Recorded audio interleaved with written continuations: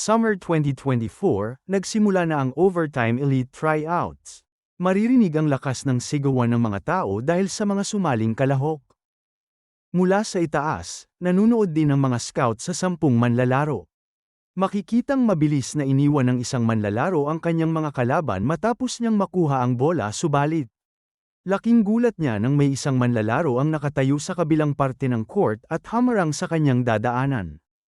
Ano bang iniisip ng tao na ito? Tingin niya ba ay mapipigilan niya ako? Kung ganon, sasakluban na lang kita. Wika ng may hawak ng bola. Anong sinabi mo? Dadakdakan mo ko? Mabilis na nakalapit ang lalaki at sa itsura nito ay parang siya ay nasa zone. Makikita natin na madali lang naaga ng lalaki ang bola at iniwan ng lahat ng dummy depensa, iwan pati pamilya. Masyadong mahihina ang mga kalaban, nagmumukha akong basketball god neto wika ng lalaki sabay talon na tila wala nang makakapigil pa saka niya, dinakdak ng lalaki ang bola sabay sabing, too small. Dumako na tayo sa bida ng ating kwento, si Omari, isang batang nangangarap na balang araw ay duminahin ng basketball. At yun na nga, sa kasalukuyan, makikita natin si Omari na nagtatrabaho na lang sa isang tindahan at parang bagot na sa buhay niya. Buti na lang at araw ng sahod ngayon at minungkahi ng boss niya na mag-rest day muna siya. Kinuha na ni Omari ang kanyang sahod sabay paalam sa kanyang boss na mauuna na siya.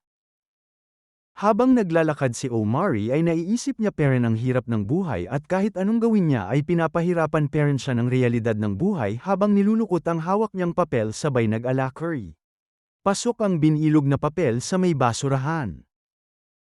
Makikita natin na napahinto saglit si Omari sa park at pinanood sandali ang mga naglalaro habang iniisip niya ang kanyang pangarap. Kaya pagka-uwi ni Omari ay dali-dali niyang hinagis ang kanyang bag sabay sigaw ng, "Tita!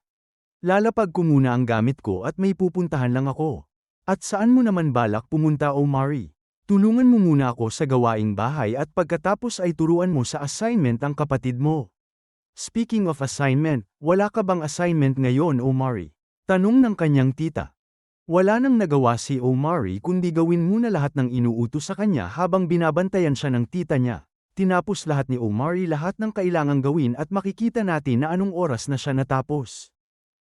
Nang matapos na sa lahat ng kanyang gawain ay nag-ready na si Omari umalis para ituloy ang kanyang naudlot na plano. Bago umalis ay tinignan niya muna ang kapatid at tita niya kung okay na lahat at nakita niya ang tita niya na nakatulugan na ang ginagawa at nilapag na ni Omari ang kanyang sinahod upang pandagdag sa gastusin nila sa bahay, sabay alis dala-dala ang kanyang bola.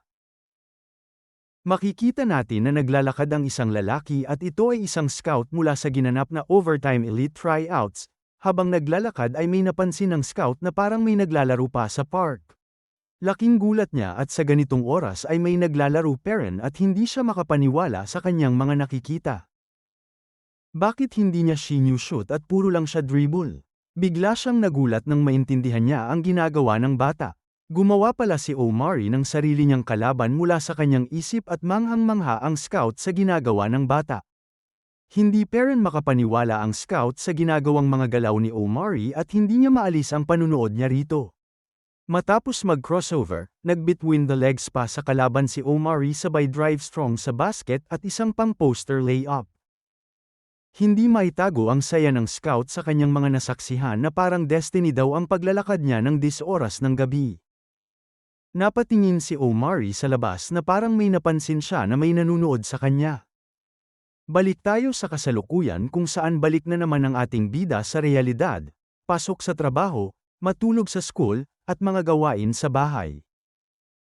Pero syempre ball is life, kaya tuloy parent si Omari sa pagpapraktis pagkatapos lahat ng kanyang mga ginagawa.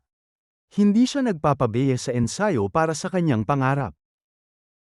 Habang nag-ensayo si Omari, makikitang pinapanood ulit siya ng scout at tila interesado talaga sa talento ng ating bida. Sa araw na ito, marami ang ginawang kalaban ng ating bida at tila kinakausap pa niya ito na masyado yata kayo agresibo ngayon. Kung ganoon ay titirahan ko na lang kayo sa labas. Sambit ng ating bida. Napamura na lang ang ating bida nang hindi pumasok ang kanyang tira. Hindi ito maaring mangyari, bakit sumable ang tira ko? Tanong ni Omari sa sarili. Samantala, ang bola na tumalsik ay pasimpleng sinapo ng scout. Nitong mga nakaraang linggo, Panay kitang pinapanood, tingin ko di mo pa alam ang pakiramdam ng maglaro sa isang team, tama ba ako? Sambit ng scout sa ating bida. Sabay hagis ng bola pabalik kay Omari at napasabi na lang siya sa sarili na ano bang pinagsasabi ng tao na ito. Siguro ay panahon na para maranasan mong magkaroon ng tunay na kalaban. Nais ko sanang maka one-on-one ka para malaman natin kung talagang mahusay ka talaga, okay lang ba sa'yo? Tanong ng scout ka Omari. Okay lang naman sakin, pero hindi ba dapat meron kang daladalang pambasketball na damit? Tanong ni Omari sa scout. Huwag mo ako intindin, ang isipin mo ay ang sarili mo, sambit ng scout habang nakangiti ito kay Omari. Pero bago tayo magsimula, gawin nating exciting ang laro. Kung magagawa mong makascore sa akin kahit isa lang, mapapasayo lahat ng pera na ito. Wika ng scout. Sabay nilabas ang pera sa may briefcase at napanganga ang ating bida sa kanyang nakita.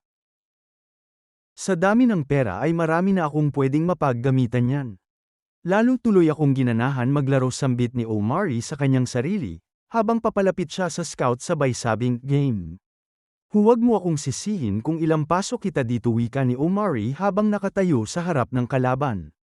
At tila hindi naman nasindak ang scout at sinabi kay Omari na, tignan natin kung hanggang saan ang kakayanan mo.